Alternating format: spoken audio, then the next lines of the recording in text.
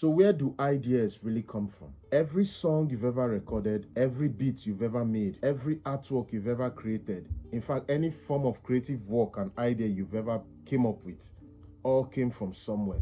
But you see, great ideas is not something you force. Great ideas is something you receive. Have you ever noticed that some of your best ideas maybe usually comes when you're not even trying at all? It just comes when you're doing something maybe completely random and then inspiration just strikes. To sum this up, there are 5 ways ideas comes. 1 is through stillness. Now this is when you're listening to that infinite intelligence inside you and see what comes up. Now in this particular moment, this is where inventions most times comes from, either in your dreams or either when you're half asleep or either when you're just sitting down not doing anything and then boom, you get inspired. 2, curiosity. This is when maybe you're asking the question, what if this, what if that, what if I add this to this, what if I add that to that? Inspiration can also come from there. Now, inspiration can also come from frustration. Maybe you've been trying to achieve something and then it's not working.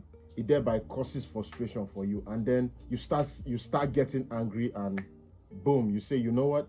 I'm going to make something to fix this.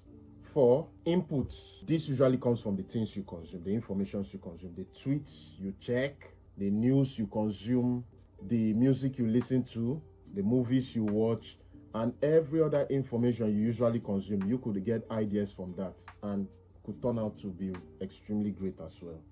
And then lastly is pressure.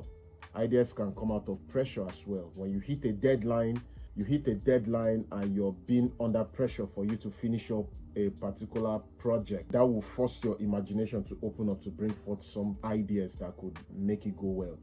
But this is very, very dicey because there's a fine line between creative pressure and toxic pressure as well, because there's also toxic pressure where it usually drains the energy of the individual or the creative as well. So in a nutshell, ideas is everywhere.